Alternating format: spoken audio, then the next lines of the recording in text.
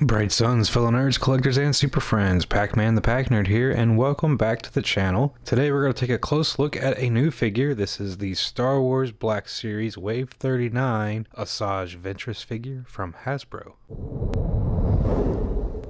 Asajj Ventress first appeared in Star Wars in the 2003 Clone Wars animated short series. She is a Dathomirian Night Sister and was an assassin trained in the ways of the dark side by Count Dooku, but she was never considered a true Sith. Ventress fights with twin red lightsabers and has encountered Obi-Wan Kenobi and Anakin Skywalker many times. She even helped Ahsoka Tano clear her name when she was accused and suspended from the Jedi Order for a crime she did not commit. Ventress has even bested General Grievous. Both versions of the Clone Wars are now on Disney Plus, and despite the animation, I highly recommend them for every Star Wars fan. Because of the Clone Wars, Ventress is a personal favorite of mine, so I'm finally glad to have her in the Black Series collection. This is a brand new figure, so I do have the box, and this figure is in the new packaging Hasbro started using for the 6-inch Black Series last year. Of course, here is the front of the box with its new style packaging and the art on the side. There's a big window in the front to display the figure nicely and to show off the accessories. The back has the same art and a brief description of the character. Go ahead and pause that now if you want to read it. And on the bottom in the yellow band, it says number 7 in the Clone Wars set. Alright, and here she is out of her package looking super awesome. I absolutely love how this figure turned out. I do have some minor issues with it, but that's to be expected. But overall,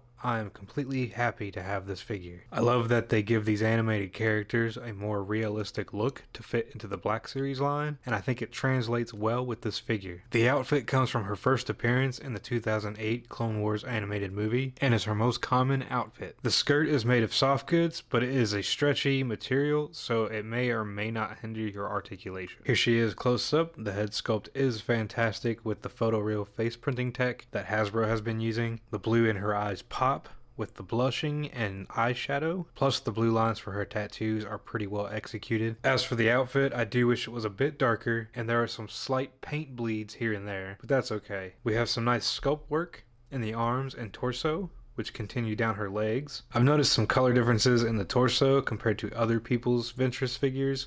Some have paint apps here in the torso and others do not. Her belt is nicely sculpted with a nice weathering effect on the sash. Head articulation is pretty good because Hasbro has been adding this extra joint here in the bottom of the neck, so she can look up pretty far and look down a good deal. There are some gaps, but that's okay. She can look all the way around and her head can tilt slightly to the left and to the right. Her arms go out about this far and rotate around. She also has a butterfly joint which helps with range, a single jointed elbow that also rotates. Her wrist rotates and has a horizontal hinge in both hands. I'm a little disappointed in that, only because hands that have hinges vertically really give characters more range while holding weapons like guns and swords, or in this case a lightsaber. With the articulation in the waist, she can't bend forward too much, but she can bend back a bit more. It does twist and it can move side to side as well. For her legs, her hips are on a ball joint and can kick forward about this far. Her legs can stand about this far apart. She can kick back about this far as well. Of course, she has a thigh swivel, a single jointed knee that can get about 90 degrees and also rotates. Her foot can go forward about this far and back pretty far with ankle pivot and peg holes on the feet. As for accessories, she only comes with her twin red blade lightsabers, which is really all you need. They are both identical and accurate to the Clone Wars TV show with a small amount of black paint. The pommel to the hilts do have a peg hole and a peg to connect them together. She does not usually have them connected, but they were connected for a short time during the Clone Wars animated movie. And the blades are removable, and the hilts have pegs to attach them to her belt,